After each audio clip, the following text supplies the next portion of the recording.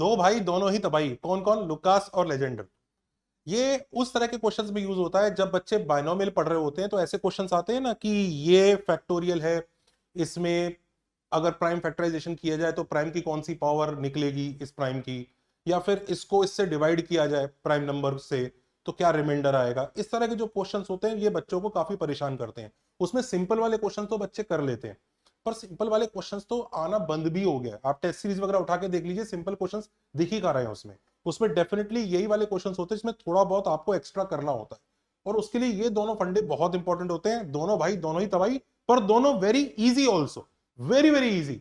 इतने इजी कि अगर आपको कुछ भी ना आता हो तो भी ये हो सकता है, तो इसको सीख लीजिए। स्पेशल चीज है, मजेदार चीज है, थोड़ा फ्लेक्स करने के काम भी आई। मान लीजिए हमें एनसीआर है कोई, जैसे 903 सी 509, इसको हम एक प्राइम नंबर ये प्राइम नंबर पे लगते हैं फंडे, इसको हमें प्राइम नंबर से डिवाइड करना है 13 से, लेट से। तो 13 से डिवाइड करने के बाद हो सकता है डिवाइड ना होता हो तो कुछ रिमाइंडर बचता हो, तो वो वही रिमाइंडर पूछ रहा है। और वहीं पर मान लीजिए उसको अगर हम 7 से डिवाइड कर रहे हैं, तो हो सकता है शायद ये 7 से पूरी तरह डिवाइड हो जाता हो, तो 7 की कोई पावर होती होगी जो इसका फैक्टर होती होगी, तो उसके प्राइम फैक्टराइजेशन में 7 की वो जो हाईएस्ट पावर है वो कितनी होगी, वो ये ढूंढना चाह रहा है। ये दो तरह के क्वेश्चन है। इसमें लुकास थ्योरम का यूज होता है, इसमें लेजेंडर थ्योरम का यूज होता है। कैसे यूज होता है तो सबको एक, इन दोनों को एक एक करके पकड़ते हैं। अल्ट्रा इजी, तुरंत समझ जाइए, इसी 10 मिनट के अंदर ये समझ में आ जाए। तो सपोज करो अगर हमें किसी एनसीआर को प्राइम नंबर पी से डिवाइड कर रहे हैं, जैसे फॉर एग्जांपल 101 सी 49 को हम 3 से डिवाइड कर रहे हैं और रिमाइंडर पूछा जा रहा है, तो हमें इसके लिए सबसे पहले स्टेप 1 हमें 101 को बेस 3 में लिखना होगा। जिन बच्चों को ये नहीं पता बेस 3 क्या होता है, बेस 10 होता है, एक्चुअली वो जानने की जरूरत भी नहीं है, आपको जरूरत भी नहीं है। आप सिर्फ बेस 3 में लिखने का तरीका सीख लो, जो विद इन फ्यू सेकंड्स आप लिख सकते हो। जरा देखो, इसको लिखने का तरीका एकदम सीधा होता है। 101 को बेस 3 में कैसा लिखा जाएगा, एक टेबल बनाओ आप, 101 यहाँ बीच में लिखो, लेफ्ट और राइट यहाँ क्रॉस लगाओ, और ऐसे 3 यहाँ लिख दो, क्योंकि बेस 3 में लिख रहे हो। ये टेबल बना लो। ये टेबल बनाने के बाद क्या करोगे, कुछ नहीं, 101 को 3 से डिवाइड करो, क्या आएगा, 3 इंटू 30। क्वेश्चन को यहां लिखते जाओ, रिमाइंडर को यहां लिखते जाओ। 333 सर, रिमाइंडर कितना आया 2। अब 33 को वापस 3 से डिवाइड करो, 11, रिमाइंडर कितना आया 0। 11 को वापस 3 से डिवाइड करो, 3, रिमाइंडर कितना आया 2। 3 को वापस 3 से डिवाइड करो, 1, रिमाइंडर कितना आया 0। 1 को वापस 3 से डिवाइड करो, 0 क्वेश्चन, 1 रिमाइंडर। जैसे ही क्वेश्चन 0 हो जाए वहीं रुक जाओ। क्यों रुक जाओ, मैं बताता हूं। ये जो साइड में रिमाइंडर्स आ गए ना आपके पास, इन्हीं को उल्टा लिख दो, 10202। 10202 ही 101 है इन बेस 3। बस इतना ही है। इतना अगर आपको आता है तो आपसे काम हो जाएगा, दैट्स ऑल। एक्चुअली बेस 3 है क्या, वो हमारे जेई से कोई खास दूर नहीं है, लेकिन कई बच्चे अपने दिमाग को ऐसा शट डाउन करके छोड़ देते हैं कि ये तो मैं सीखूंगा ही नहीं, सिलेबस के बाहर है। नहीं भैया, वो बेस 3 का मतलब कोई बहुत बड़ी चीज नहीं है। मॉड्यूलर मैथ वगैरह के आसपास की चीजें वैसे भी है, तो एक सेकंड में इसको देख लो बेस 3 में कैसे लिखा जा रहा है। बट चलिए आगे चलते हैं। अब 49 को भी लिखते हैं। 101 सी 49 था ना, तो ऊपर वाले को भी लिखना है बेस 3 में, नीचे वाले को भी लिखना है। 49 को कैसे लिखेंगे, सबसे पहले टेबल बनाएंगे। बना ली टेबल, सारे 3 लिख दिया, 49 बीच में लिख दिया। सबसे पहले क्या होगा, 3 को 49 से डिवाइड, 49 को 3 से डिवाइड करोगे, क्या आएगा 16, रिमाइंडर 1। करेक्ट, 16 3 48 होता है, रिमाइंडर 1 आ गया। अब 16 को वापस 3 से डिवाइड करोगे, क्वेश्चन 5, रिमाइंडर 1। 5 को वापस 3 से डिवाइड करोगे, क्वेश्चन 1, रिमाइंडर 2। 1 को वापस 3 से डिवाइड करोगे, क्वेश्चन 0, रिमाइंडर 1। बस खत्म, यहीं रुक जाओ, क्वेश्चन 0 आ गया ना, और इन्हीं को उल्टा लिख दो। और जैसे ही आप इनको उल्टा लिखोगे 1211 को, तो 49 to the base 10 actually 1211 to the base 3 हो जाए। अगर आपने निकाल लिया इतनी जल्दी तो आपका काम हो गया। जब 101 सी 49 को हम प्राइम नंबर 3 से डिवाइड करेंगे, इन दोनों को बेस 3 में लिख दिया। अब कॉरस्पॉन्डिंग चीजें देखो, इस 2 को इस 1 के साथ, 0 को इस 1 के साथ, 2 को इस 2 के साथ, इस 0 को इस 1 के साथ। इसमें एक डिजिट एक्स्ट्रा थी ना, तो इसमें यहां 0 लगा लो।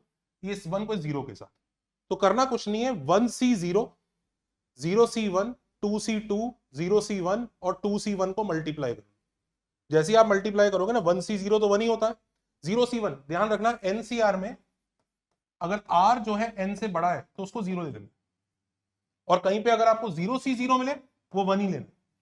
तो 1C0 is 1, 0C1 is 0, 2C2 is 1, 0C1 is 0, 2C1 is 2। ये मल्टीप्लाई करके आया 0, यही रिमाइंडर, दैट्स इट, इतना ही है।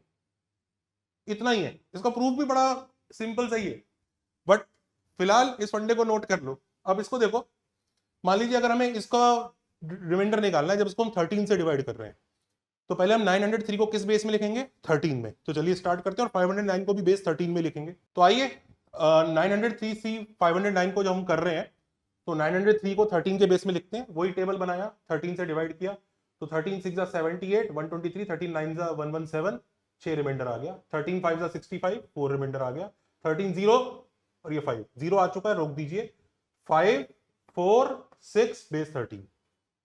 वहीं पे इसको भी लिख लीजिए 509 को, 13 3 39, 109, 39 117, तो रिमाइंडर 2, 13 3 39, रिमाइंडर 0, 13 0 0, रिमाइंडर 3 वापस, तो 3 0 2 ये आ गया। अब हमें रिमाइंडर निकालना है अगर कि जब 13 से डिवाइड होगा, तो कुछ नहीं, ये एक दूसरे के नीचे रख के देखो, तो 5C3 4C0 और 6C2 का मल्टीप्लीकेशन करना है। तो 5C3 4C0 6C2 का मल्टीप्लीकेशन करेंगे, 10 इंटू 1 इंटू 15, 150 आ गया। 150 क्योंकि 13 से भरा है तो एक बार और डिवाइड कर दो, 13 11 143, तो रिमाइंडर आया 7, यानी उसको जब हम 13 से डिवाइड करेंगे तो रिमाइंडर 7 आता है। ये है Lucas theorem, very simple, very easy.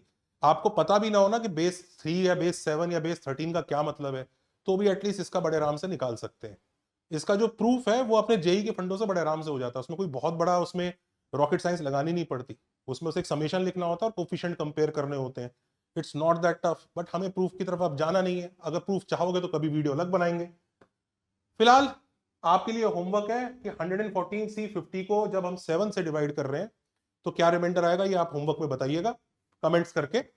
Meanwhile अब हमें अगर लेट्स से 903C 509 का प्राइम फैक्टराइजेशन चाहिए जब हम 7 से डिवाइड कर रहे हैं, इसके लिए लुकास का भाई लेजेंडर यूज होता है, जो क्या कहता है कि अगर कोई भी प्राइम नंबर p है, वो अगर n फैक्टोरियल में उसकी क्या पावर होगी। अब जैसे 30 फैक्टोरियल है, अब 30 factorial 1 into 2 into 3 into 4 into 5 ऐसे करते करते 30 तक होगा। अब उसके मल्टीप्लीकेशन में 5 भी होगा, 10 भी होगा, 15 भी होगा, तो 5 की कुछ पावर्स खींचेंगी। वो जो पावर्स खींचेंगी वो कितनी खींचेंगी, वो कुछ नहीं होता, n by that prime number का box, greatest integer function, plus n by p square का box, plus n by p cube का बॉक्स, और ऐसे चलता जाएगा जब तक जीरो नहीं आ जाता। इतना सिंपल फॉर्मूला है, इसमें टेबल भी नहीं बनानी पड़ती। अब जैसे मान लीजिए 903C 509 है, तो अब अगर हम इसमें 7 की कौन सी पावर होगी तो वो देखना है, तो पहले न्यूमरेटर में देख लेते हैं न्यूमरेटर में 7 की क्या पावर होती है। तो 903/7 का बॉक्स प्लस 903/49 का बॉक्स प्लस 903/343 का बॉक्स, वही लेजेंडर की हेल्प से, और उसके आगे 903/7 की पावर 4 करोगे तो वो 1 से छोटा रह जाएगा, तो वो 0 आने चालू हो जाएंगे, तो आगे लिखने की जरूरत नहीं है। ये 129, ये 18, ये 2, तो 149, यानी न्यूमरेटर में 7 की पावर 149 रहेगा। बाकी बहुत कुछ रहेगा पर उसमें 7 की पावर नहीं रहेगी न्यूमरेटर में। ऐसे ही हम डिनोमिनेटर में इन दोनों में 7 की पावर निकाल लेंगे।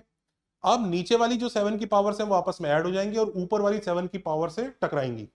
ऊपर वाली पावर अगर ज्यादा हो गई तो इसका मतलब 7 अभी भी है एज अ फैक्टर। अगर ऊपर वाले के इक्वल आ गया तो इसका मतलब 7 एज अ कॉमन फैक्टर नहीं है। और अगर मान लीजिए ऊपर वाले से बड़ा आ गया तो 7 से डिविजिबल ही नहीं है, तब रिमाइंडर आता होगा। फिलहाल हमने 394, वो जो नीचे दूसरा नंबर था 394 फैक्टोरियल इंटू 509 फैक्टोरियल, 394 फैक्टोरियल में भी हमने 7 की पावर इसी फंडे से ढूंढी।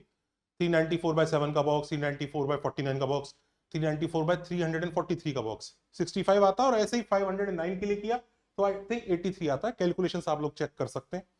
अब हुआ क्या, न्यूमरेटर में 149 है, डिनोमिनेटर में 65 और 83 है, सब्ट्रैक्ट करके 1 आ गया, तो यस वो 7 से डिविजिबल है और 7 की पावर 1 आती है उसके प्राइम फैक्टराइजेशन में।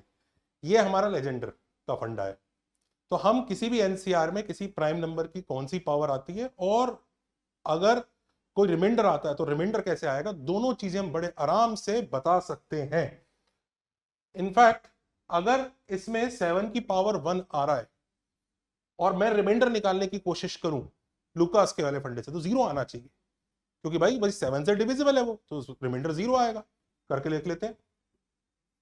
903 को वही 7 से प्राइम फैक्टराइजेशन किया तो 2430 आया, और 7 से नीचे वाले को किया तो 1235 आया, 1325। 2C1 4C3 3C2 0C5 0C5 will be 0, तो 0 आ गया, which what we were expecting कि हाँ भाई वो डिविजिबल होगा तो रिमाइंडर 0 आना चाहिए। अब दोनों भाई किसी भी एनसीईआरटी में पावर और रिमाइंडर निकाल सकते हैं, ये फंडा आपको पता लग गया। ऐसे कूल फंडों के लिए लाइक शेयर सब्सक्राइब, हमारे कोर्सेज को चेकआउट कीजिए। हम कोर्सेज में काफी अच्छे से डिटेल डाउट्स वगैरह के साथ चीजें चला रहे हैं। हमारे प्रैक्टिस बैचेस में हम अच्छे क्वेश्चंस की प्रैक्टिस करा रहे हैं। अगर आप कहीं और भी पढ़ रहे हैं और उसके बाद भी आपको ऐसा लगता है कि मैथ्स में अपलिफ्टमेंट की रिक्वायरमेंट है, तो एक बार हमारे कोर्सेज को जरूर ट्राई कीजिए, चेकआउट कीजिए। हमारे कोर्सेज की सीट्स इस वीक के बाद फिनिश होने जा रही हैं। Take care, bye bye.